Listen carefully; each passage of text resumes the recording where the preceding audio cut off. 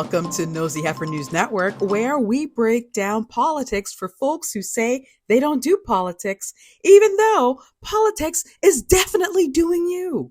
I'm Vivian Kay, and today I'm giving you the wrap up on the 2025 Canadian federal election. What actually happened, what it means, and yes, of course, I'm going to tell you exactly what I think about it. This is going to be a hearty episode. So let's get into it, Butter Tarts. Okay, so boom. Canada just brought in another Liberal minority government. Yes, a fourth Liberal term. That means the Liberals won the most seats, but not enough to govern alone. And if you don't know what that means, well, you must have just got here. Go and watch my Canadian Elections 101 videos for the 411 on that. Now, with a minority government, they'll need support from other parties or individual MPs to pass legislation and to maintain confidence in the House of Commons. The Conservatives didn't win the most seats or the popular vote, but they did make major gains in places like Ontario and BC. It's another reminder of how our first past the post system works. It's not about who gets the most overall votes, it's about who wins the most ridings. It's an unpopular system that has a whole other set of controversies, but listen, that's a whole other video that I'm not about to do. But let's get into strategic voting and how it made a difference in this election. In close races, people backed whoever had the best shot at beating the Conservative in their riding. And that tactic worked for the most part. It stopped the Conservative majority. But in some places, some people didn't understand the assignment. For example, in London Fanshawe, the Conservative won with just under 24,000 votes.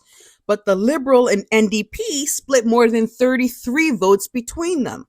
Windsor West, same story. Conservative took it with 21,000 votes. Meanwhile, the NDP and Liberals together, 32,000 votes.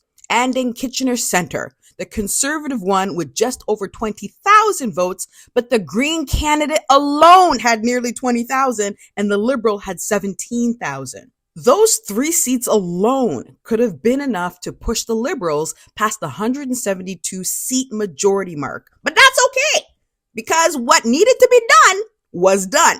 But here's an example of you think that your vote doesn't matter? Watch this. Milton East flipped to Liberals by 29 votes after the final count. So yeah, your vote does count.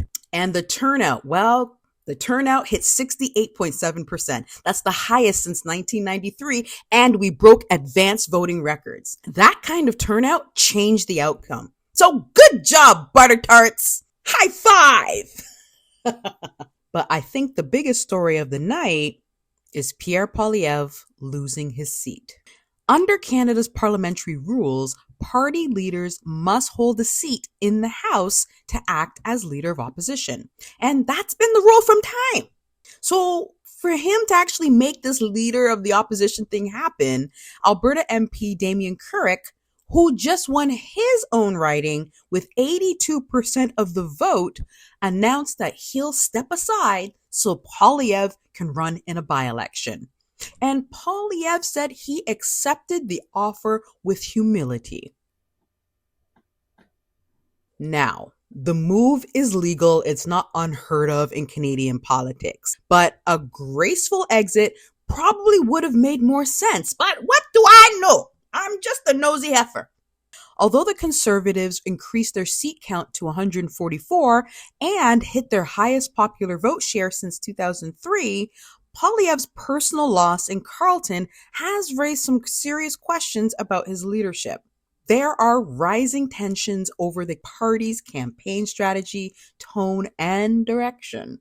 There's no formal leadership review as of yet, but the Conservative caucus is meeting to discuss next steps, and his position is very much on the table because a loss like this doesn't go away quietly.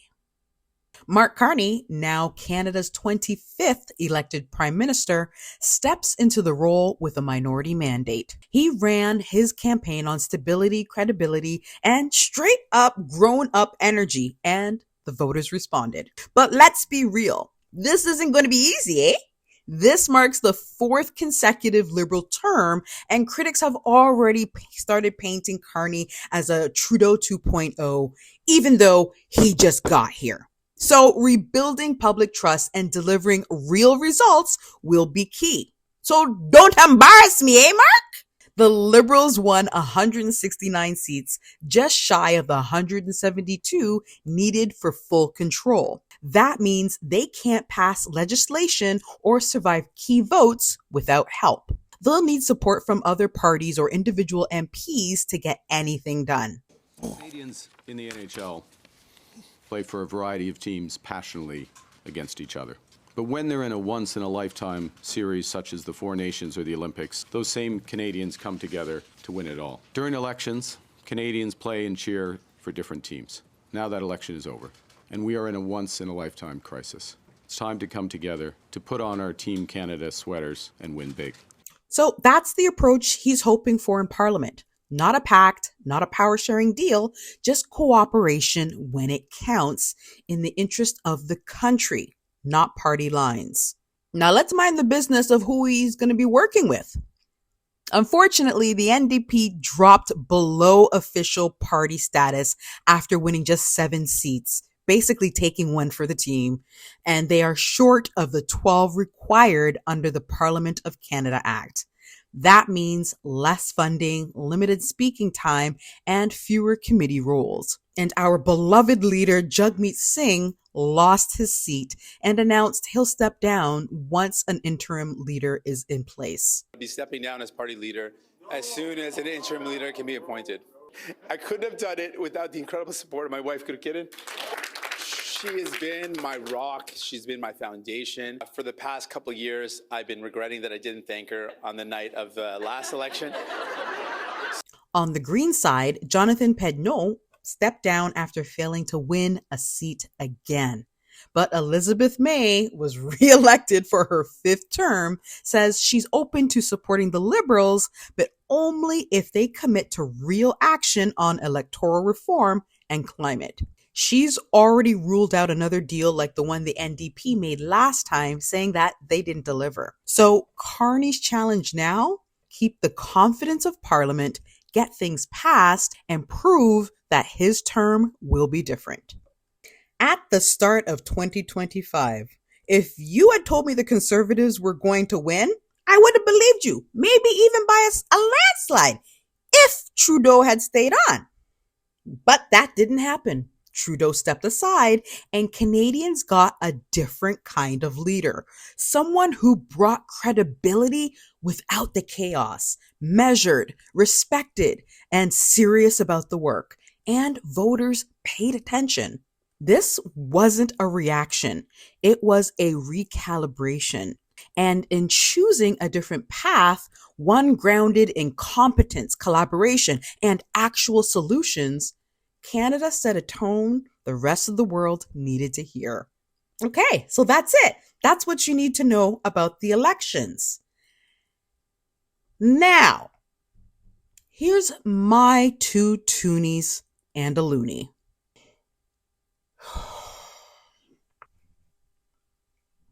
Friends, this election didn't just show us what Canadians voted for.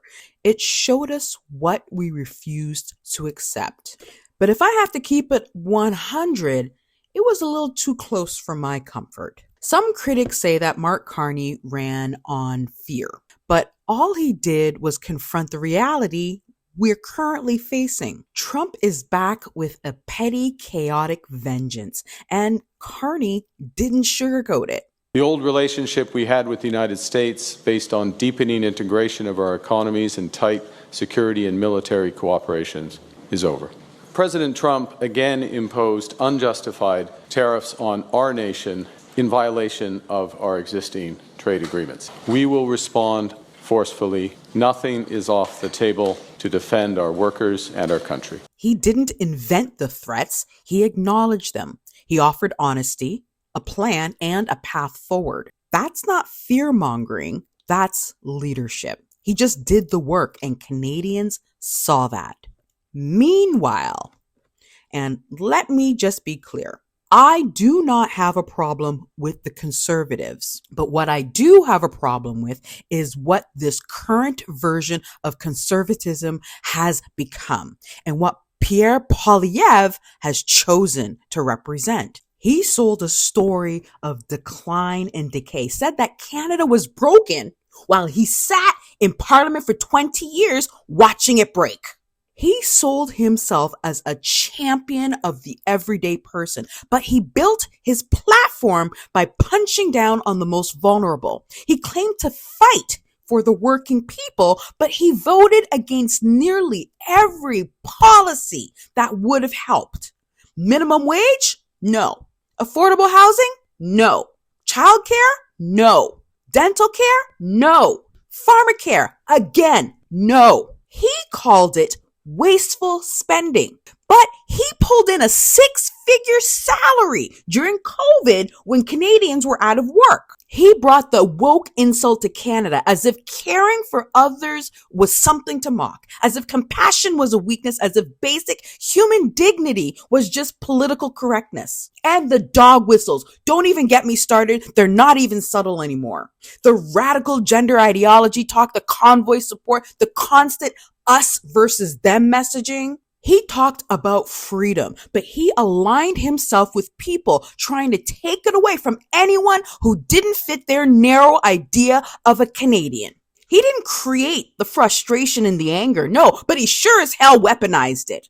He gave people permission to be their worst selves, to replace debate with insults, to treat cruelty as if it was some sort of strength. And sure, some of you will say, but it's all bots and trolls. Yeah, that might be how it started. But when real people start sounding like the bots, your neighbors, your coworkers, your friends, your family, and they fall for it, that's not just online. That's real life. And that's the culture that he helped to create. He didn't just reject policies. He rejected the idea of collective care. He rejected the belief that everyone, regardless of income, background, identity, deserves to live with dignity. He didn't offer a better future. He just offered someone to blame. And that's why he lost. Now, am I saying that the liberals are going to be perfect? Abso-freaking-lutely not. But perfection wasn't the assignment. Stability and accountability was. Protecting what's still good and fixing what's broken. That was the assignment. But for now, Canadians choose to keep working towards that. Okay. And I'm damn proud that I was able to help you do your part. This election wasn't just another trip to the ballot box. It was a statement about who we are as Canadians and who we're trying to be, especially while our neighbors to the south are spiraling deeper into chaos. So whether you do politics or not, this election proved that politics is definitely going to do us. And the choices that we made and that we will continue making will shape our economy, our global reputation, and the kind of country we want to leave for our children. So stay engaged, Butter Tarts. I'm not going nowhere because showing up once every few years, it's not enough. It's what we do in between the elections that decides whether we get the Canada we actually voted for. This has been NHNN, making sense of the nonsense. Okay, thanks. Bye.